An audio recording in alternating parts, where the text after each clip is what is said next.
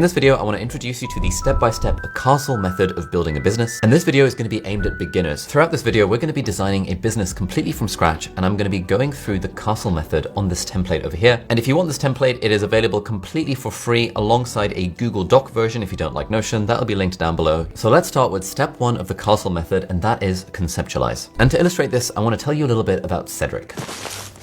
This strapping young lad must be Cedric, am I right? Cedric is an 18-year-old who has just graduated from school, and he realizes that he wants the freedom, fun, and flexibility and the money that building his own business can lend him. And so he really wants to start his first business. So one step is ideation. Ideation is coming up with at least 10 ideas. Most people jump from first idea to action, rather than coming up with 9 other ideas and saying, well, why did I choose that one? That's Daniel Priestley. He's a serial entrepreneur, and he's also a coach for CEOs and for business owners. So step one is ideation. So what Cedric needs to do, and what you need to do if you're starting a business, is just generate lots and lots of ideas for what possible business you could start if you wanted to. And if you look inside our template, we've got some more instructions here that you can follow around brainstorming, researching the market, identifying the problem that you're solving, developing a unique value proposition, and ultimately refining your idea. And because Cedric is intelligent, he understands the power of artificial intelligence to help him come up with his business ideas and to refine his value proposition as well. Now at this point, you want to look through your list of business ideas and you want to try and combine two different things. You want to combine what you think there might be a genuine market for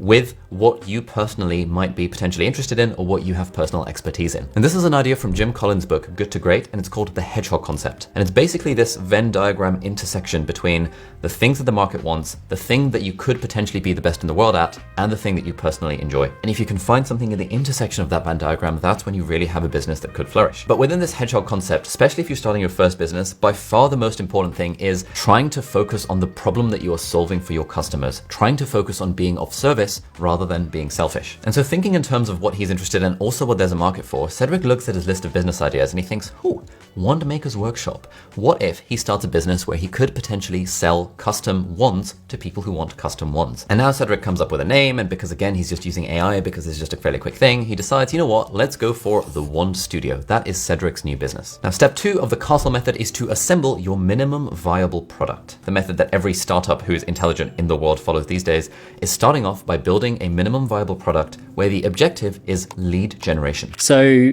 you want a very simple MVP. It's just lead generation at first. So all you're trying to do is, can I generate leads? Because everything is downstream from lead generation. And a lead is basically any indicator of interest. So the point of your minimum viable product, your MVP, is to generate those leads. And the way you get those indicators of interest from the market is by giving away something of value for free and seeing if people are potentially interested in it. So what are the MVPs that you can create for free? So in the case of Wand Studio, they could, if they wanted to, create a free webinar, and they could do it on wand making techniques and on the history of wand making or something like that. But one thing I've started to use recently in my business is to create scorecard minimum viable product. Now my scorecard is basically a glorified online quiz. And these are great because A, people love filling in online quizzes, and B, you can ask a load of questions to validate your business idea. So we're just going to create one of these scorecards for Cedric's Wand Studio, and I'm going to show you how easy this is to do. There is a specifically designed app called a Score app, which is actually a company owned by Daniel Priestley, and he actually has a book on it called Scorecard Marketing. And that's the app that we've been using for the last 6 months. So let's hit create scorecard, and we're going to use the AI setup wizard. So my primary goal for the scorecard is to generate new leads. And I actually think something like a which wand is right for you scorecard would make perfect sense. So I want a single outcome. I want to tell the customer what wand type they're going to go for. How would I describe my business? Custom wand. How would you describe your target audience? Harry Potter fans, cosplay enthusiasts, magic show performers. Yeah, let's call it Harry Potter fans. Why not? Now choose what you'd like the possible outcomes to be. Here are some suggested categories. And let's keep it at 3. We're allowing people to either end up with dragon heartstring, phoenix feather, or unicorn hair, just to keep things simple. Next, phoenix feather, bravery and courage above all else, fierce loyalty, and let's go justice and fairness. Why not? That's for phoenix feather. Gave another feather. Just one other. Okay, good. So I've got my single outcome, find your perfect wand match, dragon heartstring, phoenix feather, unicorn hair, 9 questions, create my scorecard, let's see what happens. Discover your perfect wand match with our profile test, answer 9 questions, we'll send you a personalized report. Sick. All right, let's go, take the scorecard. Do you have a strong desire for power? Yes. Do you believe that the end justifies the means? Hell yes. Do you believe in loyalty above all else? Yeah, why not? Do you value honesty and integrity? Nope. Do you believe in second chances? Hell no. And are you compassionate towards others? Lol. Absolutely not. Congratulations on finding the perfect wand match. Dragon heartstring, this is your profile. Literally, in a very small amount of time, we have created a minimum viable product. Now we are on to step 3, which is shape your product towards product market fit. Product market fit is adjusting the product to meet the market.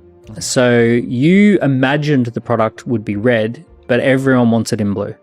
And you're like, okay, as much as I thought it should be red, it needs to be blue. In my wand maker business, I might think that people really want custom wands and will be willing to pay $100 for them. But as I hop on Zoom calls with people and try and sell my custom wands for $100, I realize people don't want that. People want a really basic wand because they want to learn about the introduction to wand lore in the first place. And so my product might actually change. Instead of it being, I sell custom wands, I might realize, actually, I should make a wandcraft school because people are way more likely to buy an online course in wand lore, and then I can upsell them on my fancy custom wand further down the line rather than get them to buy a fancy wand straight up. And that's something I wouldn't have known had I not actually validated my idea by talking to my customers and testing the idea out. Step 4 is to launch your product, i.e. go to market. Go to market is once you've got product market fit and now you're ready to launch and you're ready to put marketing firepower behind your product. The other thing that triggers every single sale is a combination of emotion, logic, and urgency. And I've found that all businesses are only really naturally good at one. So some businesses naturally are good at generating emotion in their customers, but not logic or urgency. Some businesses are really good with the logical side of why you should buy, but they're not very good at the emotion or the urgency. And great businesses, they understand how to do logic, emotion, and urgency in the right doses. So a company like Apple, for example, is really good at all of these different things. They create logic because it makes you feel like I'm buying the new iPhone for a reason because of all the marketing materials that say, oh, hello, the camera is X% better than last time. They create emotion because all of the stuff in the Apple keynotes and the ads make you feel an emotional sense of like, I really need to have this iPhone so then I can be a cool person. And they create urgency by allowing you to pre-order even your pre-order because you know that the